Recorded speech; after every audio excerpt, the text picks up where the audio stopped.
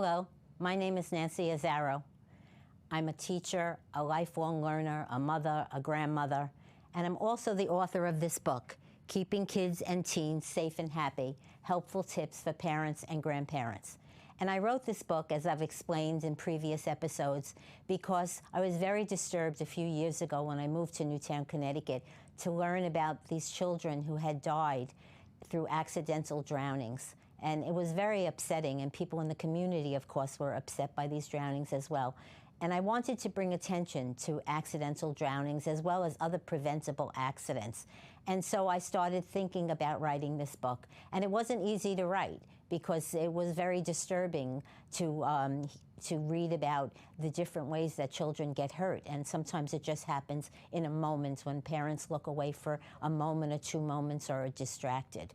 And so each show, I talk about a part of the first part of the book, which is keeping kids safe, and I also talk about part 2, which is keeping kids and teens engaged and happy and healthy. And I also tell a human interest story, a little story about my life. I grew up in Brooklyn, New York, and it was a great childhood. Brooklyn is a wonderful place, a very diverse place, and it was an exciting childhood growing up in an Italian-American family, as I've talked about in other shows. And then we moved to Long Island, and my children, when they were older, we moved to Long Island, and my children went off to college. And then my husband wanted to move closer to my family in Connecticut, and so we moved to Connecticut, to Newtown, about 4.5 years ago. And that's been a wonderful experience. And I also, so sometimes I talk about Connecticut, sometimes I talk about Brooklyn. Today I'm going to talk about Everglades National Park. And the reason I'm going to bring up that topic, you'll see as I go into it why the reason is for that. My husband and I went on a trip there a few years ago. And it's a very fascinating place, Everglades National Park. It's a national park that protects 20% of the original Everglades in Florida. The park is the largest subtropical wilderness in the United States and the largest wilderness of any kind east of the Mississippi River. 1.5 million acres are protected. And it's the only place on Earth where American alligators and American crocodiles live together, which I think is fascinating. There's a little city outside the park called Everglades City where my husband and I had lunch. And it's not really a city, it's more like a small town. And people go there to take airboat rides and also to eat the delicious seafood. So it's a fascinating little town. I'm bringing this story up for a reason, because the Everglades and Big Cypress Preserve, which is near it, have been very, very dry. There's been a drought, a very severe lack of rainfall. As a matter of fact, 70% of the state of Florida is now in extreme drought, and southwest Florida, where the Everglades is located, is about 100, is not about, it's 100% in extreme drought. So what happens with extreme drought conditions, lack of rainfall? Unfortunately, there's been a fire in Big Cypress National Preserve near the Everglades.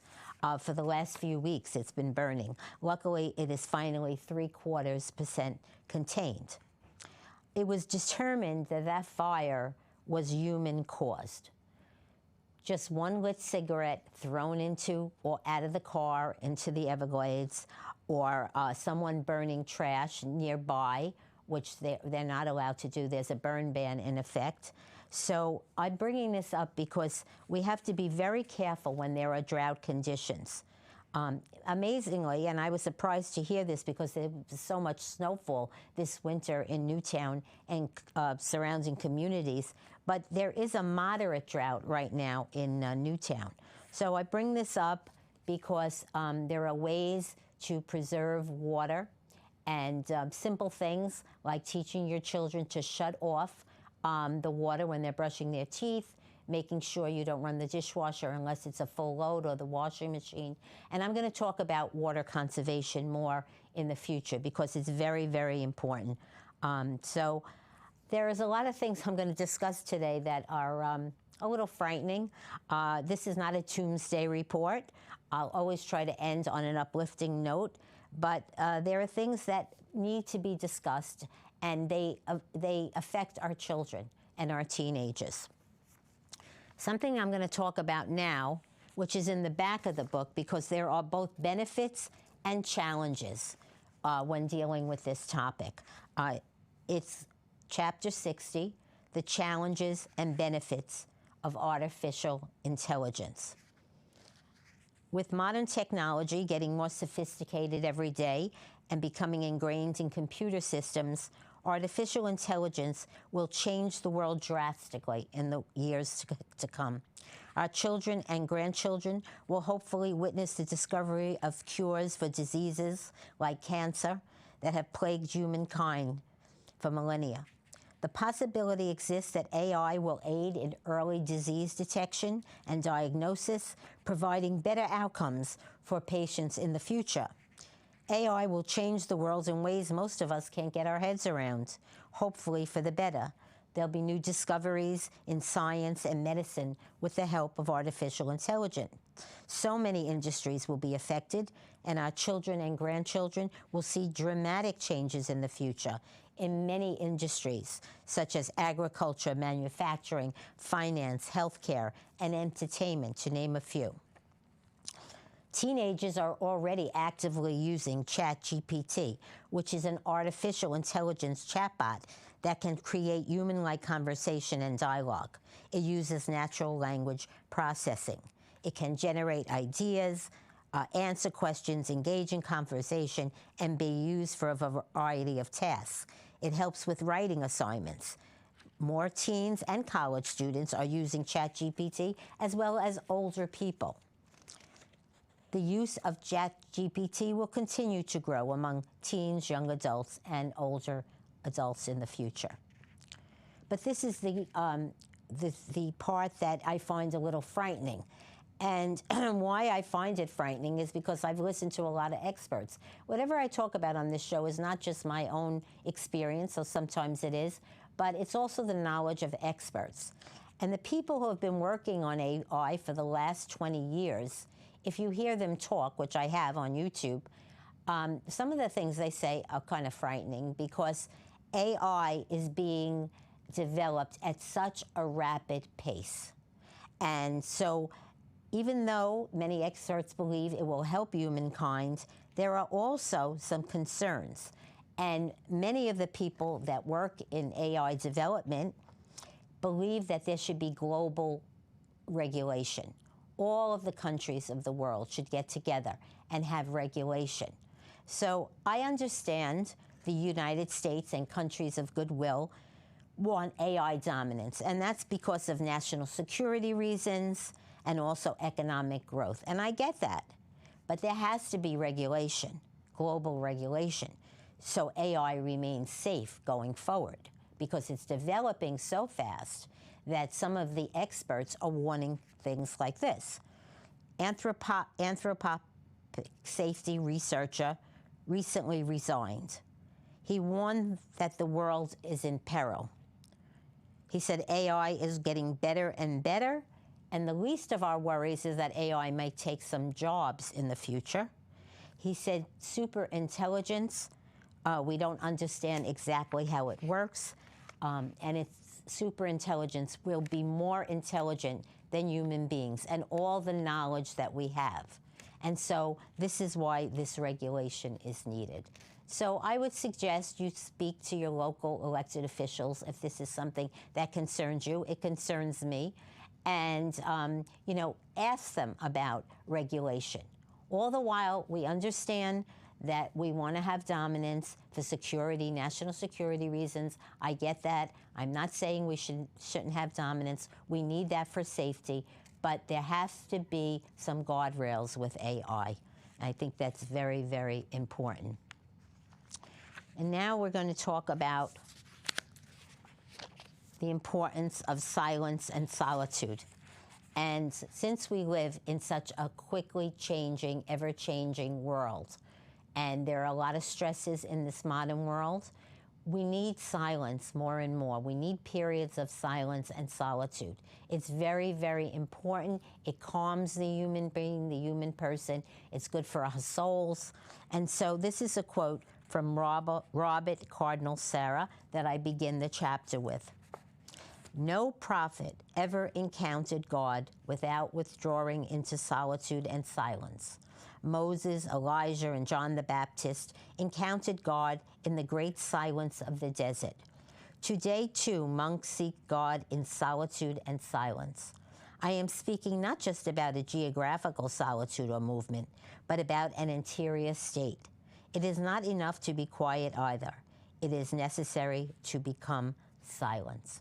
And I'm reading from the book now. We live in a noisy, complex, moving, ever-changing world. Technology is advancing rapidly. There is a lot we have to deal with on a daily basis, and more so for children. If you live in a city and are raising children in a city environment, they will need times of silence even more. Human beings need periods of silence, quiet, solitude to rejuvenate and be refreshed. It's good for children and good for all of us. It's healthy for there to be an absence of noise and movement. It will take practice and discipline to sit still in silence and to teach that to children. Some children might need to listen to soothing, soft background music if that helps. No talking, no thinking, just resting or meditating in peace and quiet. You might think it's impossible to get children to calm down and rest if they're not trying to sleep, but if you try relaxation techniques with them, you'll see how relaxation can help them. Invite them to close their eyes or keep their eyes open if they prefer, and breathe deeply and relax. Start with a few minutes of quiet, deep, or rhythmic breathing, and then add 5 more minutes the next time. Teach children to do a body scan meditation if that will help them relax. You can find videos on the internet or apps for guidance and suggestions, but this is one simple technique to follow. It can be done lying down or sitting with a straight back in a comfortable chair. A parent can be the guide at first, but after a while, a child or teen can do this on their own.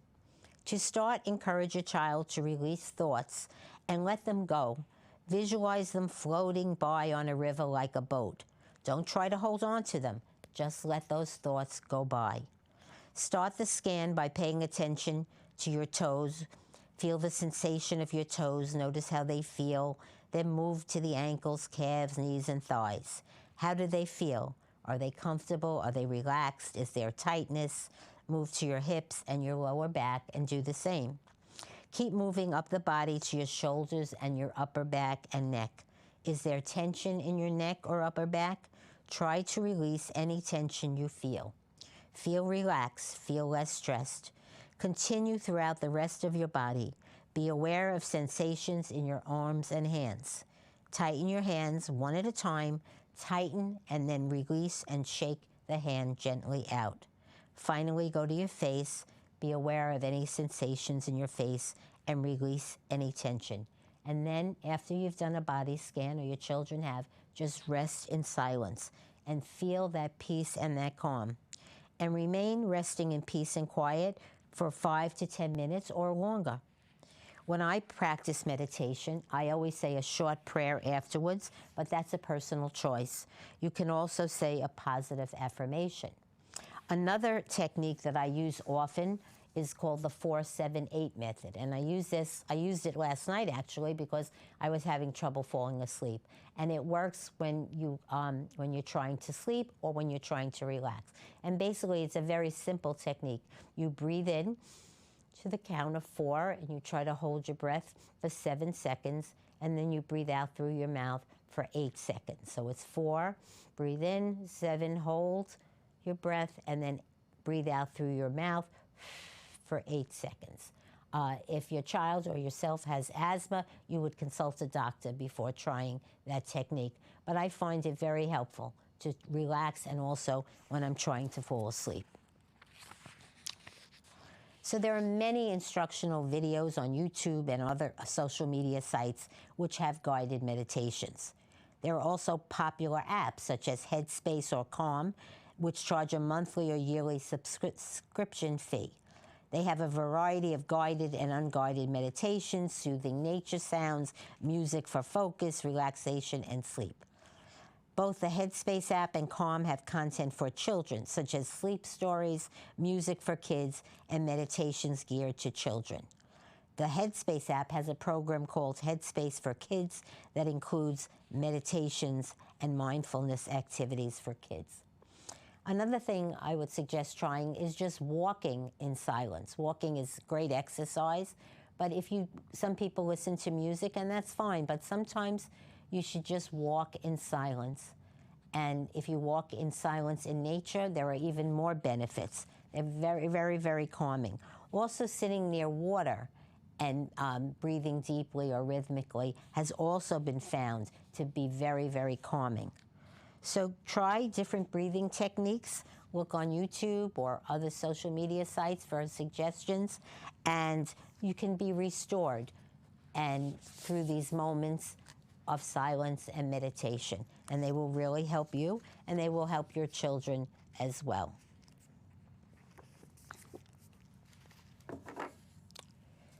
I will always end this program with a special dedication at the end of the show. You will see it come up on the screen, so please read it. My series and my book are dedicated to children. And so we always are mindful of these children that are losing their lives to war and famine and disease and neglect. They're very close to my heart. Some final thoughts and hope for all of us. May I live with peace, and may you live with peace.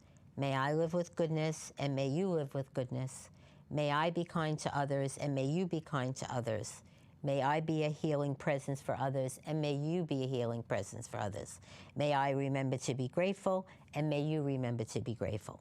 I would like to thank Western Connecticut Community TV for their training and ongoing support. Thank you for watching this show. See you next time.